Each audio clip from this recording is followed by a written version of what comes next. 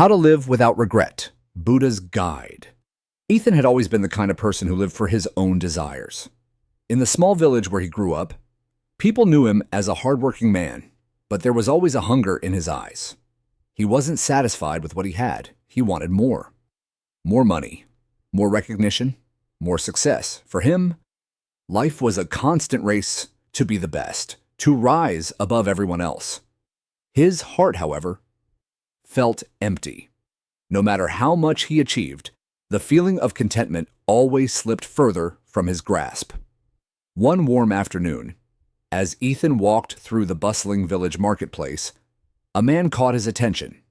The old man was sitting beneath the shade of a tree, his face serene, his eyes calm as he watched the world pass by. Something about him seemed different. There was a peace in the air around him, something that made Ethan stop in his tracks. Curious, Ethan approached. "Old man," he asked, "why do you sit here every day with no concerns while the world around you is moving so fast? Don't you want to be a part of it all? Don't you want success like everyone else?" The old man smiled gently, his eyes twinkling as he spoke. "My young friend, I do not chase success, for it is not success that brings peace. It is peace that brings true success. If you live in pursuit of material gain and worldly recognition, you will find yourself empty, no matter how much you accumulate." Ethan scoffed. "That sounds like a story from the past, old man. I'm living in the present. The world doesn't stop for anyone. You have to fight for what you want." The old man simply nodded. "I see, my friend. And yet, you have already won what you have sought, but remember this. Your fight is only with yourself. The world is full of distractions. You must learn to focus, to let go, to see clearly. Only then will you find the happiness you seek." Ethan laughed dismissively and turned to walk away. He didn't understand what the old man was talking about, but something about the encounter stayed with him. That night, as he lay in his bed, his mind kept wandering back to the old man's words. Peace? True success? Ethan didn't know what that meant, but he felt a nagging curiosity, something that was tugging at his heart. The following days were filled with more of the same for Ethan, working hard, chasing goals, gaining wealth, but the emptiness inside him only deepened. The more he achieved, the more restless he became. Something was missing, and he couldn't quite grasp what it was. One evening, as he sat alone in his home, surrounded by all his accomplishments, he thought about the old man again. The words of wisdom echoed in his mind, and he realized he needed answers. He had to understand what the old man meant about peace and true success. Perhaps he needed to go back and find him. Without a second thought, Ethan set out at dawn the next morning, making his way to the tree where he had first met the wise man. He found the spot just as the sun began to rise, casting a golden light over the landscape. There beneath the tree sat the old man, as if he had been waiting for him all along. "I've come back," Ethan said, his voice filled with a mix of determination and doubt. "I need to know how to find this peace you spoke of. I can't keep living this way. I have everything, but it feels like I have nothing." The old man looked up at him, his expression unchanged. "Peace, my friend, is not something you can buy or achieve. It is something you must cultivate within yourself. You seek success, but the success you chase will never fill the void inside. It is only when you stop chasing that you will find what you truly seek." Ethan sat down next to the old man, feeling the weight of his words sink in. "But how do I stop chasing? How do I find peace when the world keeps demanding more from me? Everyone tells me that I must succeed, that I must do more, be more. How can I just let go of all of that?" The old man smiled kindly. "The world will always demand more from you, Ethan. But what you must learn is that you do not need to meet its demands. You must let go of the illusion of control. Life will flow in its own rhythm, and your peace will come when you learn to accept that flow, instead of fighting against it." Ethan felt a wave of confusion wash over him. "But I don't understand. Should I just give up on everything I've worked for?" "No, my friend," the old man replied softly. "It is not about giving up. It is about letting go of the attachment to the outcome. Work, live, and act, but do so without the expectation of success or failure. When you are not bound by these expectations, you are free. Ethan's mind was spinning. He had never thought of life this way. He had always been taught that to succeed, you had to strive, to push, to control. And now, here was someone telling him to let go, to stop fighting. It didn't make sense, but deep down, he felt a stirring, a quiet voice telling him that this was the truth he had been seeking. "How do I start?" he asked, his voice barely above a whisper. "Start by looking within," the old man said. "Silence your mind. Let go of your fears, your worries, and your desires. Sit with yourself and see what remains. That is where peace is found." Ethan nodded slowly, unsure of where this journey would take him, but feeling that it was a journey he needed to make. He had spent so many years chasing something that was always just out of reach. Maybe, just maybe, the answer wasn't in the chase at all. Maybe it was in the letting go.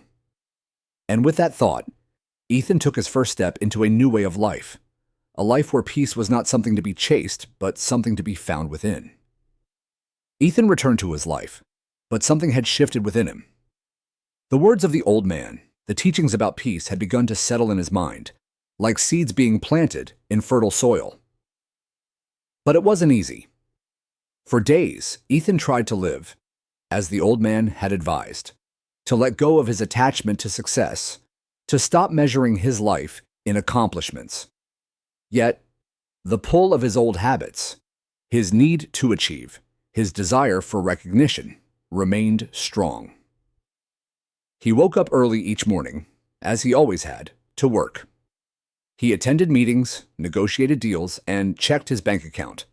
But something felt different. He found himself noticing the subtle unease in his heart, an uneasiness that had always been there, but now seemed louder. The more he worked, the more he realized that the sense of fulfillment he once sought through achievements was never truly satisfying. It was like trying to fill a cup that had no bottom. One afternoon, Ethan found himself walking near the forest again, the same forest where he had met the old man. He felt an inexplicable pull to go there, as if the universe was nudging him in that direction. His mind was filled with questions. How could he let go when the world around him demanded so much? Was it even possible to live without chasing success? Was there a middle ground between striving and letting go? As he walked deeper into the forest, he stumbled upon a quiet stream. The gentle sound of the water flowing seemed to calm his mind, but still, he couldn't shake the restlessness in his heart. Sitting by the stream, Ethan closed his eyes and remembered the old man's words. "Let go of attachment, and you will find peace." And then, in that moment, something unexpected happened. A memory came flooding back to him, a memory from his childhood. He remembered a time when he was carefree, when he didn't worry about success or failure. He remembered sitting in the garden with his grandmother, listening to her talk about life. She had always told him, "Ethan, the happiest people are those who live in the moment, not the ones who are always chasing something. Life will unfold as it's meant to. Don't try to control it." Ethan opened his eyes, looking at the clear water running by. For the first time, he realized that his life had been a series of attempts to control everything, to control his success, his happiness, and even his future. But what if life didn't need to be controlled? What if he could simply live, without the constant pressure to achieve? He stood up and walked to the water's edge, kneeling down to touch the surface.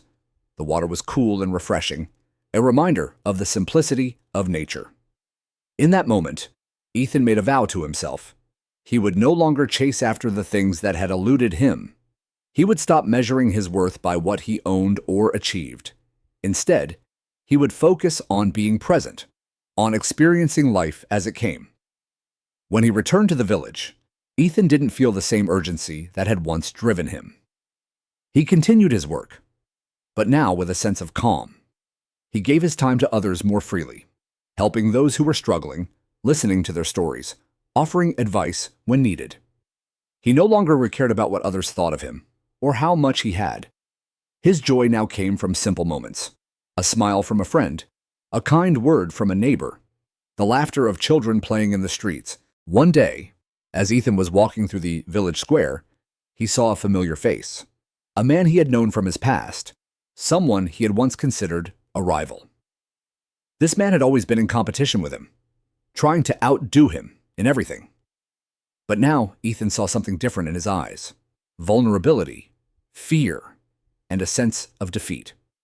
The man was struggling, his business faltering, and his personal life in disarray.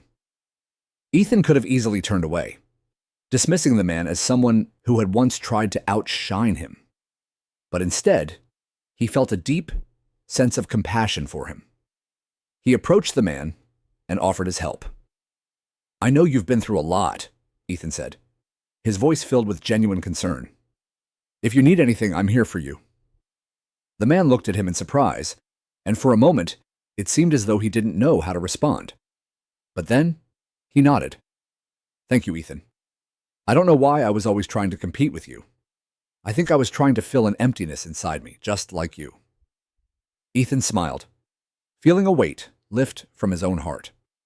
He realized that by helping others, by showing kindness instead of seeking rivalry, he had found a deeper form of success, a success that couldn't be measured in wealth or status, but in connection and compassion. As the days passed, Ethan continued to live in a way that honored the peace he had found. He no longer felt the need to prove himself to anyone, not even to himself. He knew that the true measure of his life was not in what he had accumulated, but in the relationships he had built, the lives he had touched, and the inner peace he had found. Can true peace really be found by letting go of everything we're striving for? Or do we still need ambition to find purpose in life?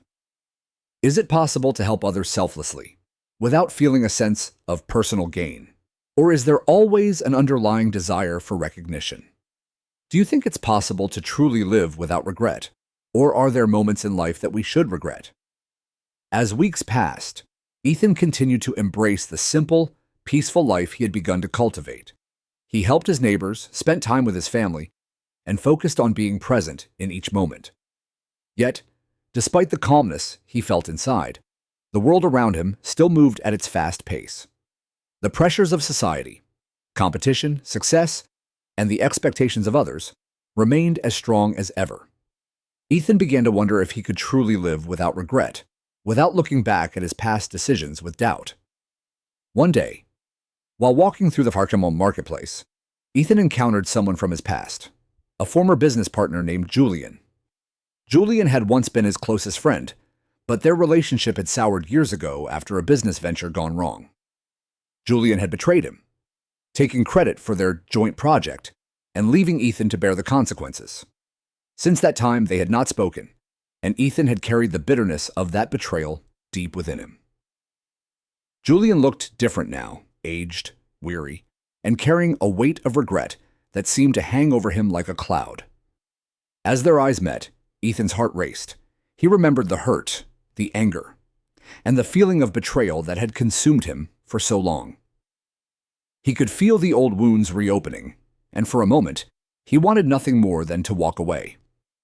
But then he remembered the lessons he had learned.